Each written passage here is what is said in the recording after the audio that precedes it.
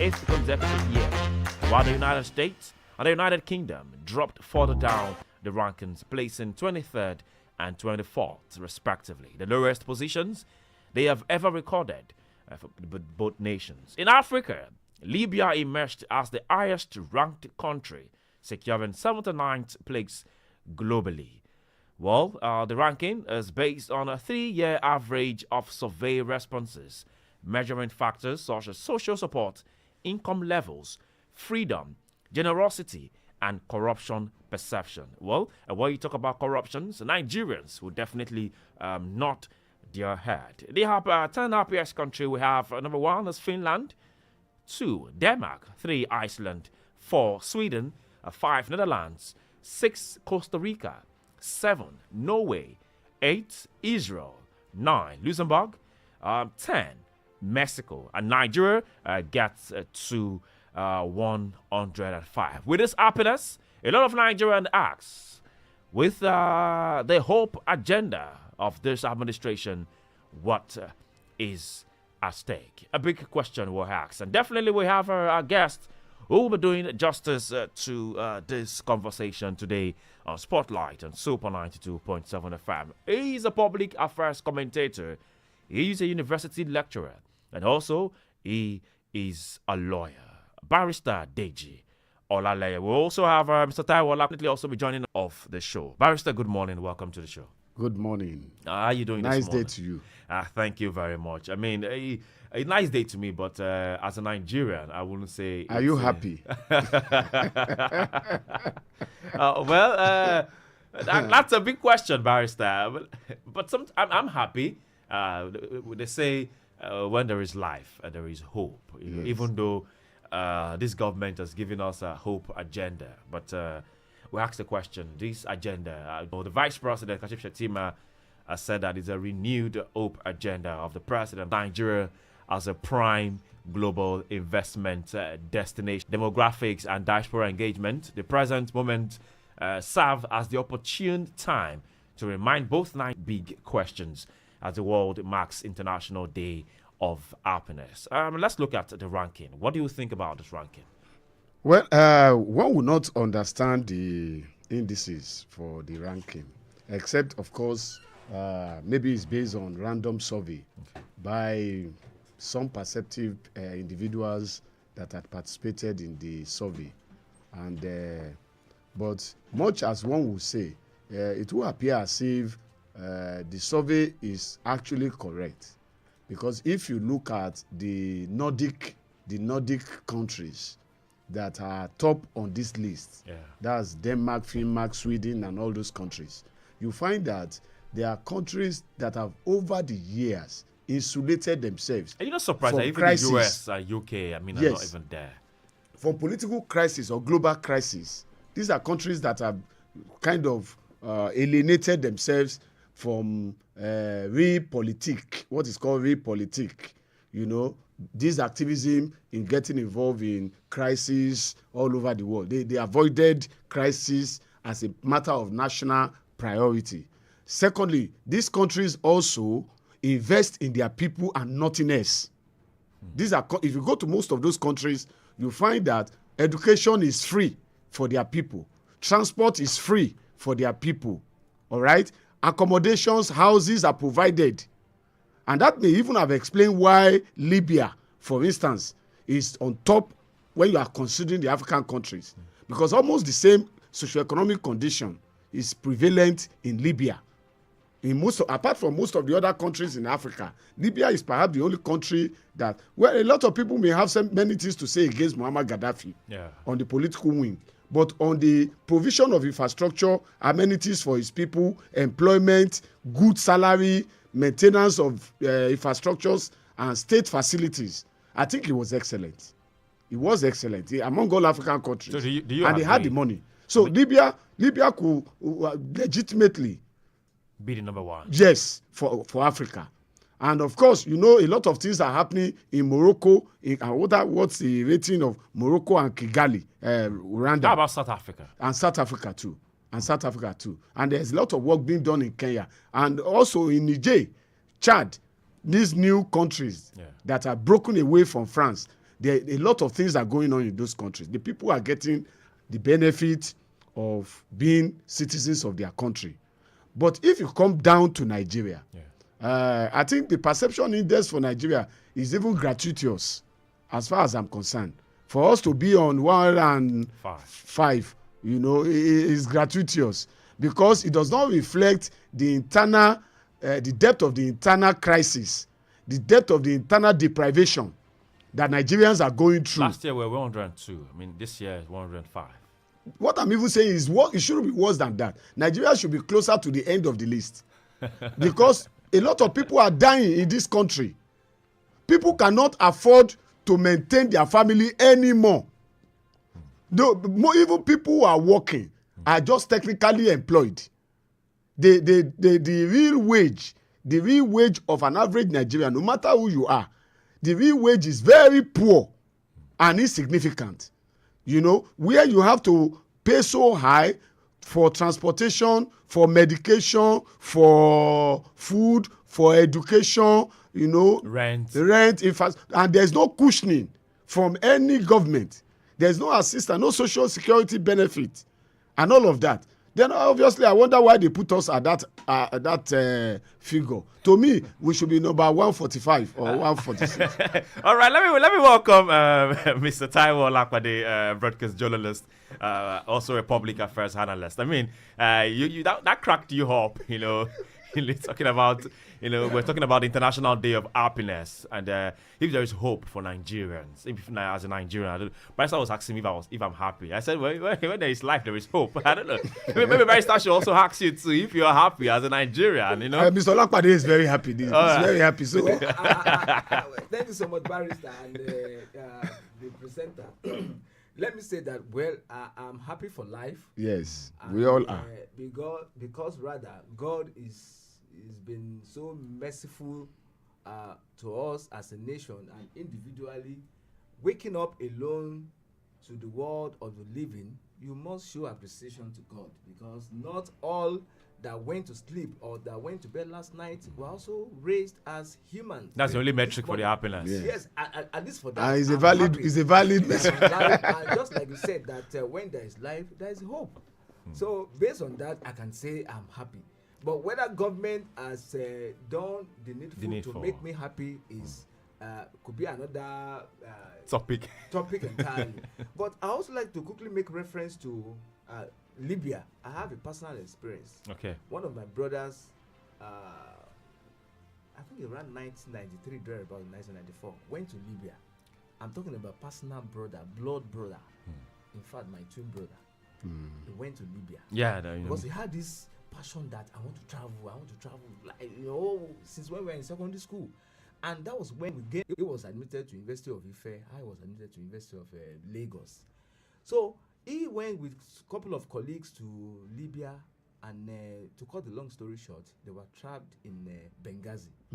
And what they were asking them to pay to take them to cross to Europe, was so much that if they could get such an amount, they need to come back to Nigeria and invest.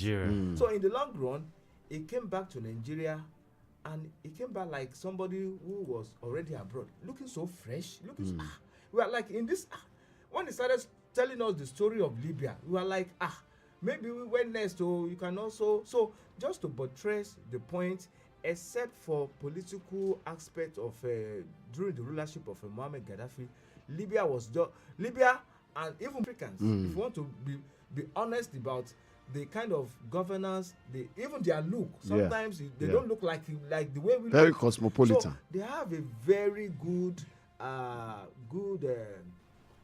conducive atmosphere in Libya. Everything was under regulation. You can't just increase price. You can't just feeding was like just like when you are in the US. Feeding is not a major challenge like what we have in the country. That many Nigerians are going to bed, are going to sleep without anything in their stomach. So many families waking up today, they don't know when their next meal will come from. That is not the case in Libya. Things are so cheap.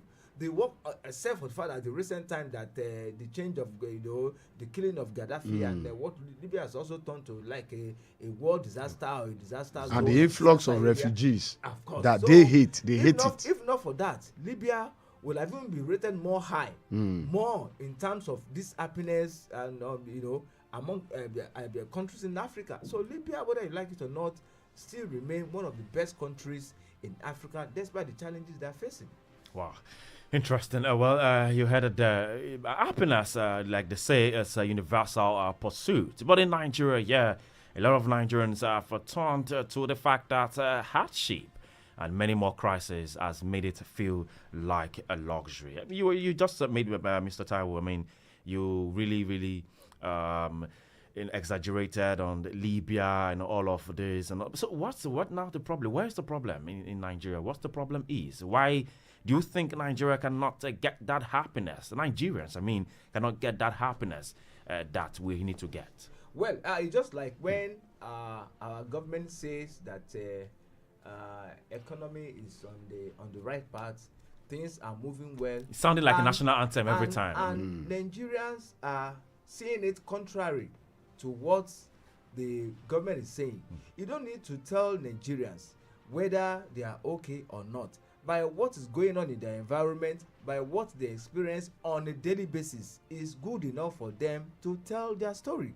Not a story of propaganda that will be coming regularly from government that we can see now their economy is improving. You are not the one to tell us, because we don't expect you to tell us the opposite.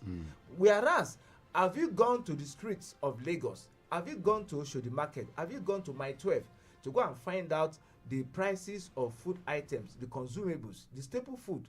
Have you gone there to find out?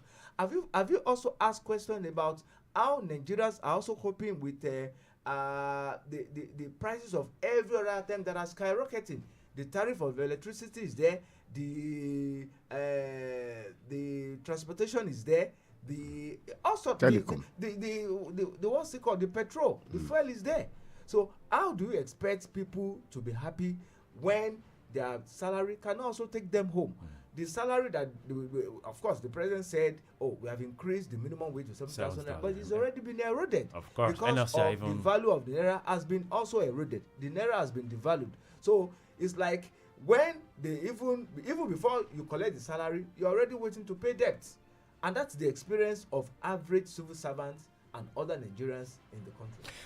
Nigerians, yes, let's hear from you. Are you truly happy? We're talking about the World International Happy Day, the World International Day of Happiness, which celebrates throughout the world on the 20th of March. It was established by the United Nations General Assembly on the 28th of June 2012. Yes, scholars, Nigerians, if you're happy, let's hear from you. If truly you're happy, I don't know if we have Barrister, we have Mr. Taiwo, well, they're happy Nigerians, like to say.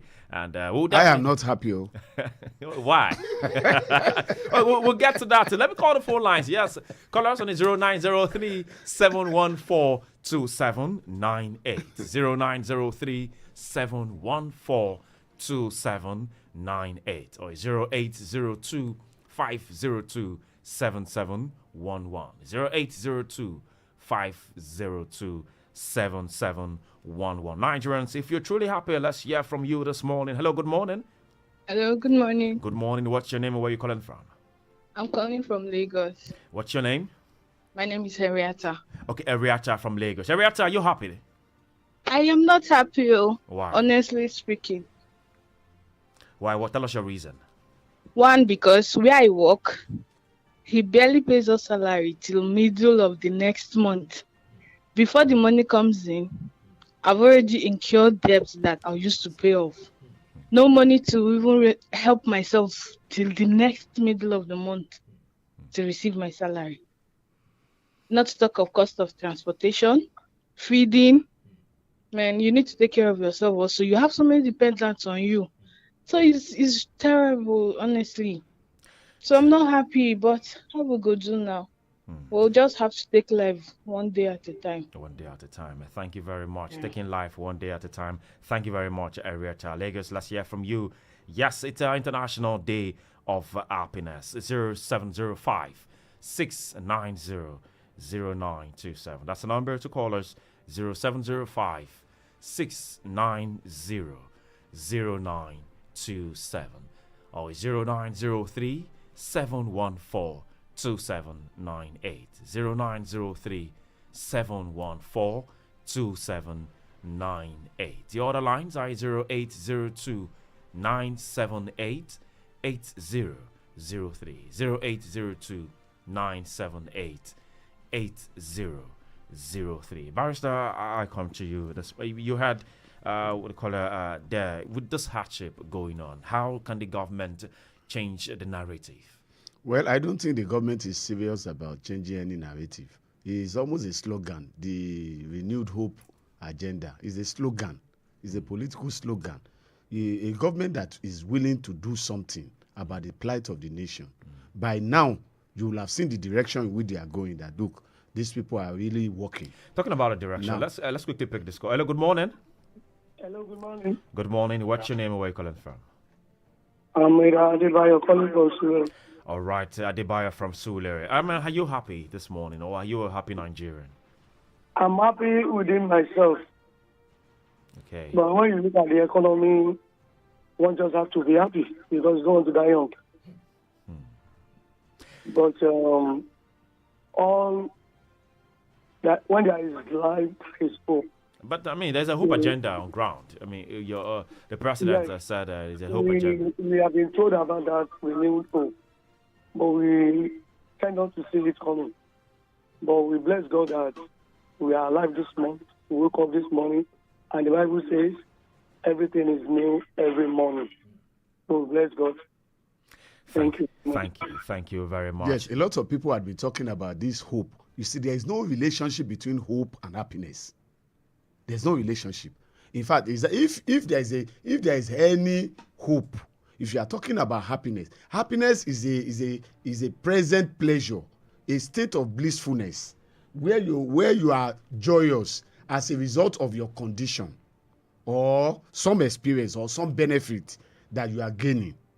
And for many Nigerians, if not 99%, that state does not exist as at now. And government even knows that it doesn't exist. That's why they are talking about hope. Hope is about waiting for that happiness to come. When the happiness come, can the happiness come? Well, it all depends on the decisions you take today. If the decisions you are taking today does not show that you are heading to a place where people can benefit from the resources of the nation, where people can enjoy the common patrimony of Nigeria or the rights of being a citizen of a country, where only a few people are happy and enjoying the resources of the nation, and they are special and they are treated specially. Others are the wretched of the earth. Obviously, you can't be talking about happiness. You can't be talking about hope also, because hope has to be based on something. Hope is based on expectation, and expectation is based on reality of a vision or a mission. So if the mission is not right, does not exist, the vision does not exist, it's a hopeless hope.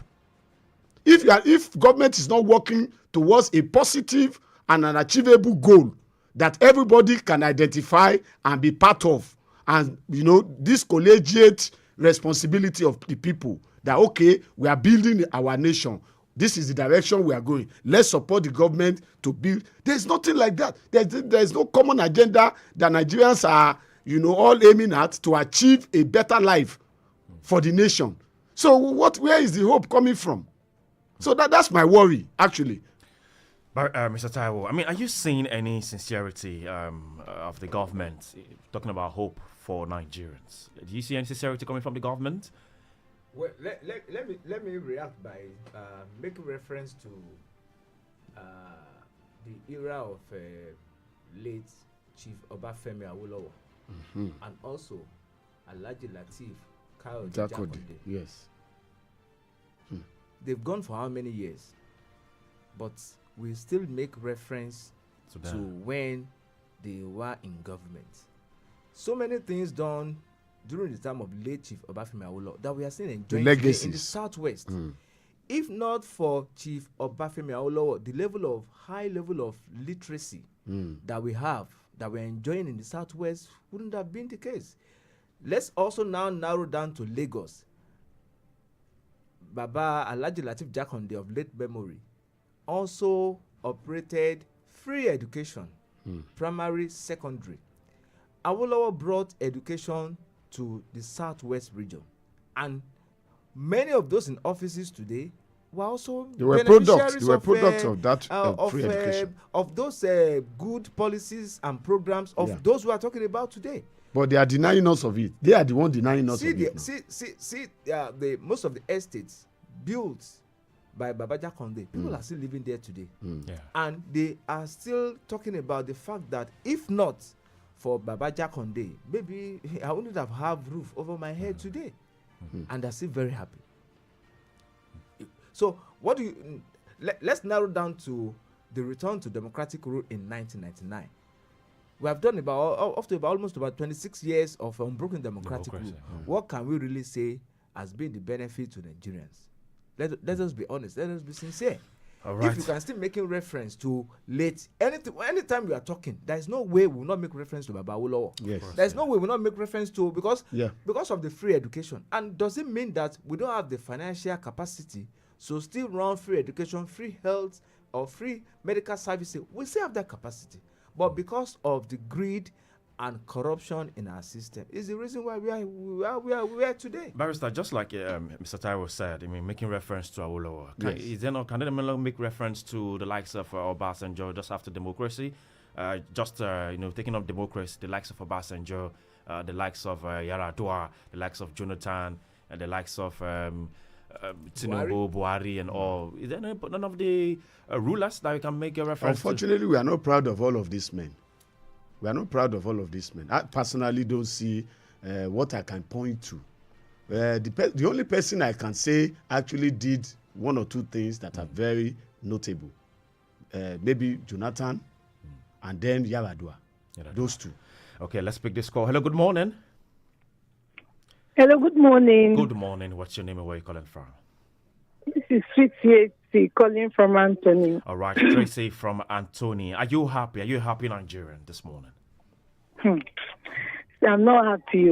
I'm not happy. In fact, the things that are going on in this country is not even making anybody to smile at all. Which one are we going to start from? Is it the health facility? Is it the education? Is it economic in Nigeria? Things are just getting worse every day. You will sleep and wake up, you hear one thing or the other. The senators, they are just enriching themselves and their family.